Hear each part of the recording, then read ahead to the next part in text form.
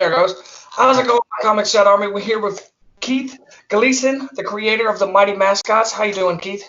Hey, Cody, thanks for having me, man. Yeah, thank you for coming on. Yeah.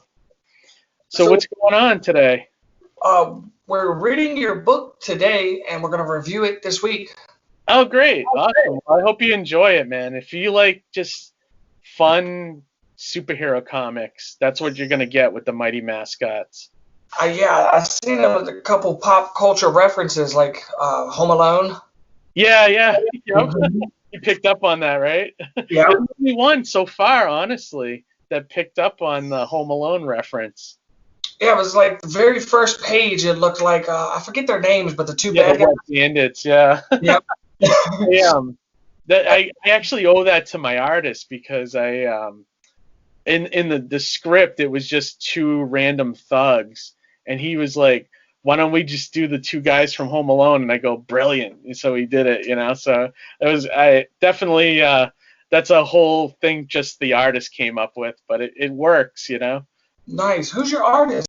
His name is Ian Warianto, and the colorist is his friend.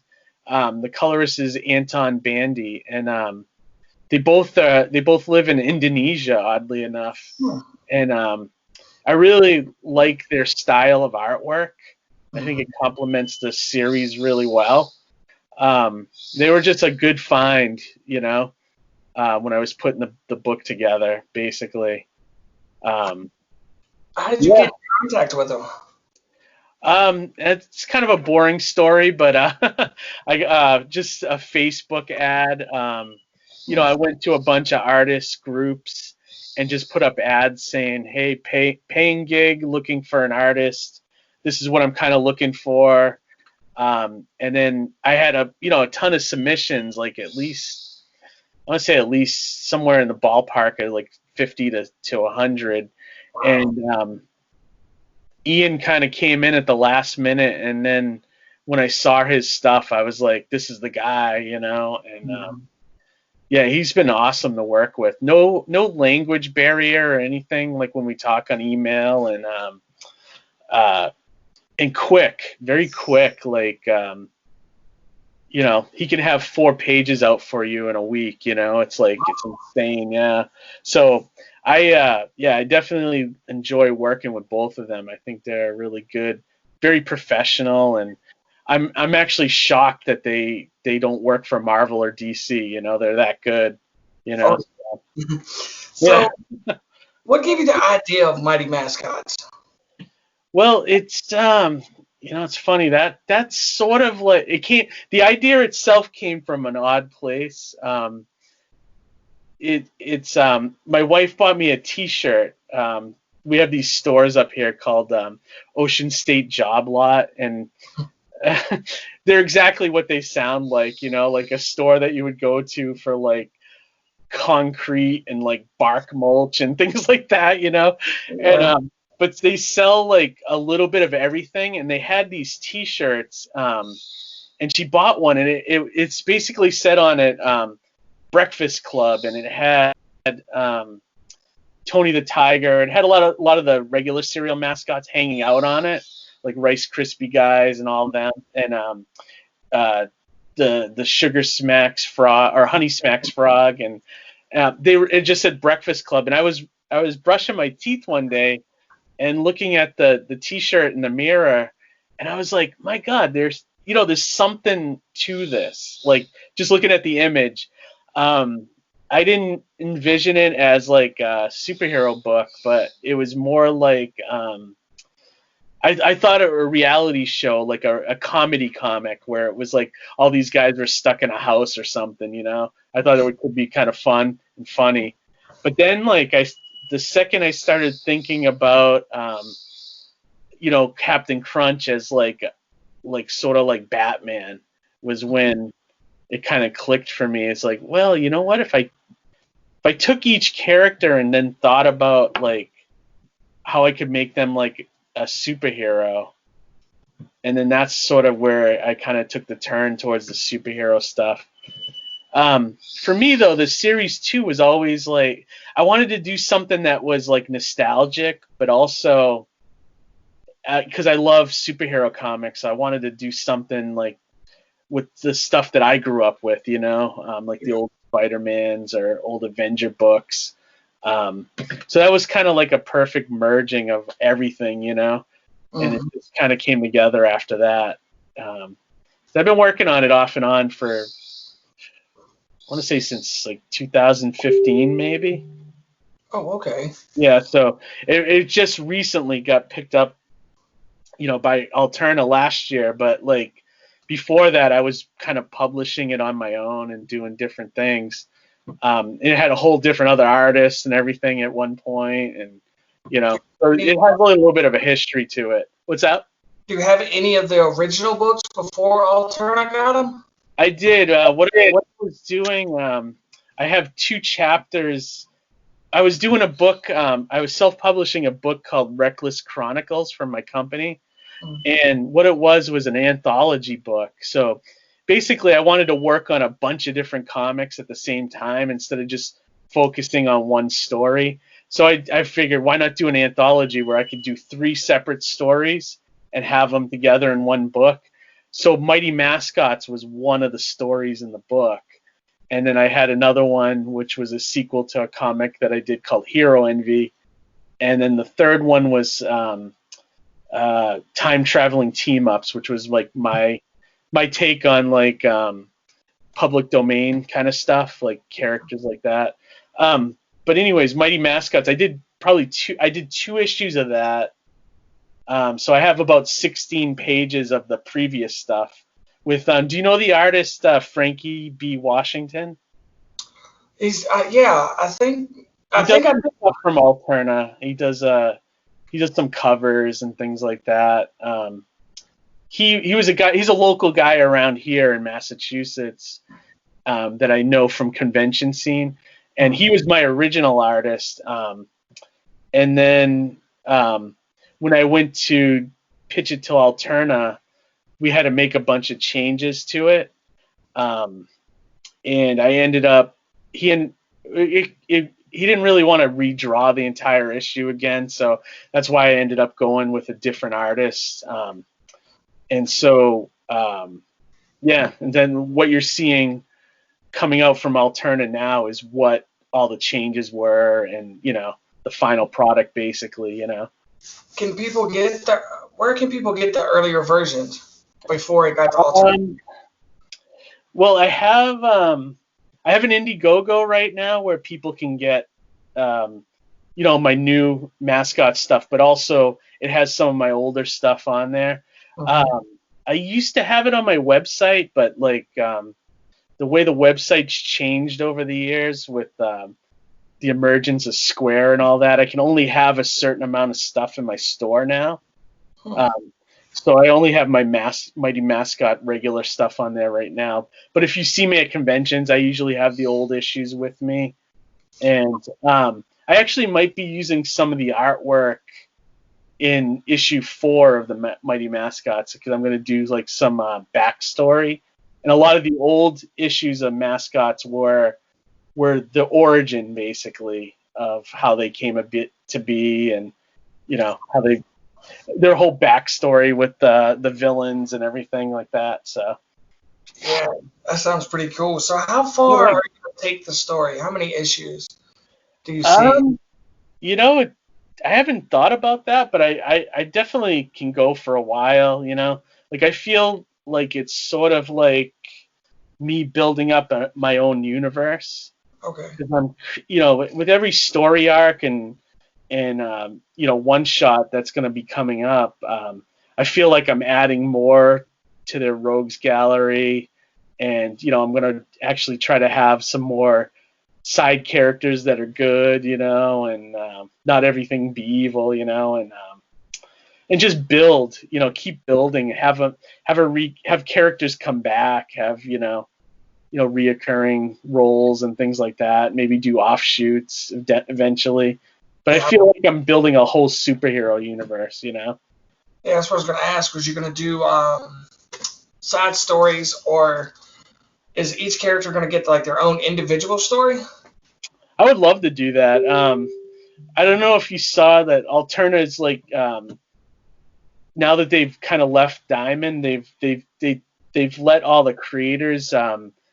We no longer have to just keep doing miniseries. We can actually do everything as an ongoing series. So like any new issues I make will keep the numbering, which is nice.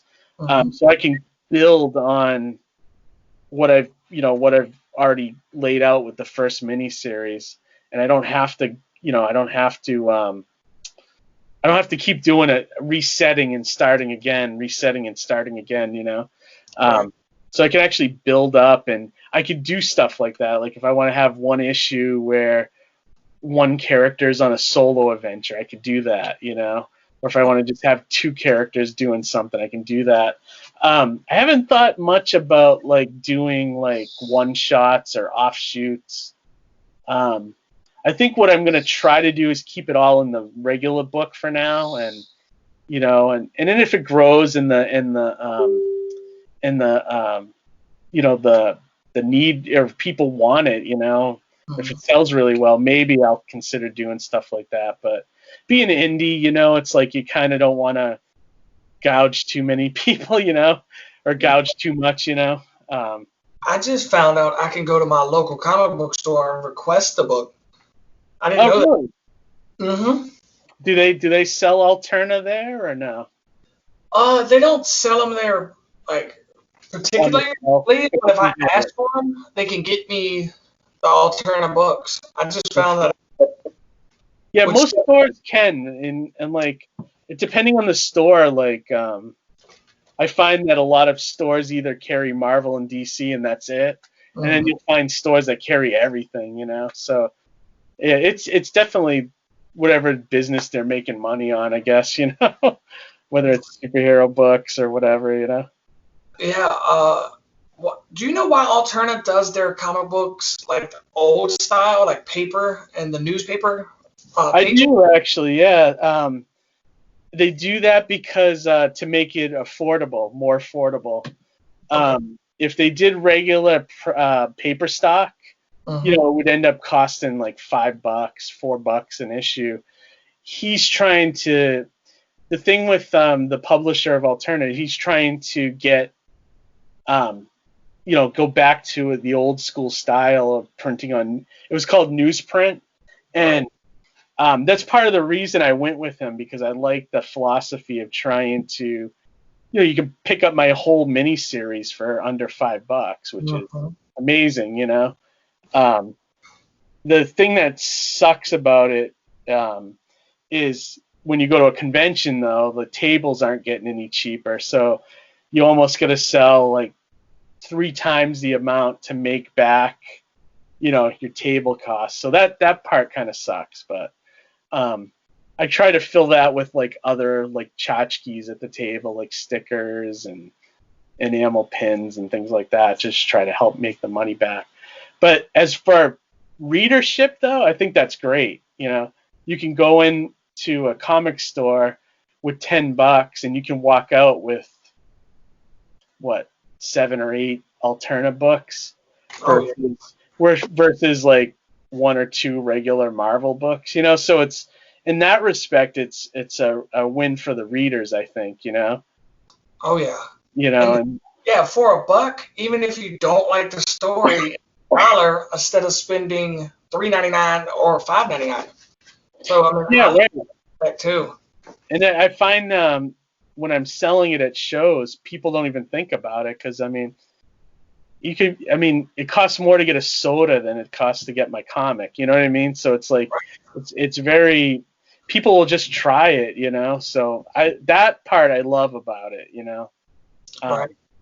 I think like he said, eventually if we do like thick like omnibus trades or whatever, then it'll be on like a better paper stock and things like that. But right now he's more about selling a quality product on cheaper paper that people will still enjoy. The other thing people like about newsprint, it doesn't have that gloss. Did you ever notice that? Like sometimes you're like in a well-lit room and you're trying to read, and you got to like read it at like, you know, like different angles just to because of the gloss, you know. So I like that aspect of it too. The only thing that stinks, you get the ink on your fingers at the end, but you know, goes with the territory. I think in a year it would age better. It'd make it look like it's more older than what it is. Yeah. That's happened to, you know, if you ever look at like old comics, they definitely have that, you know. Yeah. So what's the name of your characters? Oh, so we got Mighty Mascots. They're a group of serial mascots. So they're all kind of based, or they're kind of like archetypes of real, you know, real serial mascots. So the leader is Captain Horatio Honeyflakes, who's sort of like a Captain Crunch type. And then we got Boxer Bear, who's like the team brawler. Mondo Martian, who's like the intellect of the team, the support character. And then you got Sea Rat, which is a mechanical parrot that Horatio Honeyflakes has. And then there's Whack, Smack, and Boom, who are 3 different style robots that you know, they work together, but they actually form into a giant robot called Mega Crunch, and sort of like a little nod to Voltron or something. And yeah, and then their human, the human person is Professor Manny Coleman, who's my nod to like Gary Coleman, you know, from like from the 80s. He's sort of, the character is supposed to be a former child star that grew up and became a scientist, and his fate kind of falls in with this group of serial mascots. So he kind of becomes like the you know, like you ever read like Metal Men or something, or Doom Patrol. He's sort of like the professor character that kind of, you know, corrals these weird group of characters together, you know. All right, are you gonna get more mascots to join in later issues, or? Yeah, well, a lot of their enemies are evil mascots, so a lot of so you'll see there's a whole backstory. I don't want to ruin it too much, but like there's this like an evil lab and there's this like a formula that can create it's like it's like an experimental 3D printing formula, and that's how these characters come to life. And you know, it's being used for evil basically, and so anything it's created becomes evil, kind of, you know. Eventually there'll be some other good characters that come in. You'll see in the mini series when you read it, there's one that I had over the course of that mini series that came in as like a support character, and I don't want to ruin it because it's like a cool funny, oh nice, you know, that kind of moment, you know. Right. But yeah, I plan on just adding, you know, and just making it bigger and better, and I'm calling it the mascot verse, you know. So All right. Well, thank you for coming to talk with us. That's all we got for now. Do you have any shout outs? Well, I have an Indiegogo that's going right now. It's it ended, but it's funding through what they call like in demand. So basically you can leave it open as long as you want until you're actually ready to deliver the product. So people can still contribute to that if they want. It's for the new storyline, issues 4, 5, and 6. But if you're new to the mascots, you can still get issues 1, 2, and 3 on there. So you can actually get all 6 if you want. And then we have like a lot of perks, and we unlocked a lot of stuff. So even at a $15 level, you get the 3 comics, and you get a ton of stuff like stickers and bookmarks, and you know, so it's worth checking out. I'll give you the link to the Indiegogo, and then the best place you can find me and all my links to everything, like my Twitter and Facebook, is on my website, which is my company's website. It's recklesssidekick.com, and I'll send you a link to that as well. Yeah. I'm most active on Twitter, but I'm everywhere. I got Instagram, I got Facebook, so people can hit me up anywhere. I friend everybody or follow everybody, so anyone who wants to follow and chat, definitely hit me up. All right. Well, thank you, Keith, for coming to talk with us. Yeah, definitely. Thanks for having me. Oh, it's my pleasure.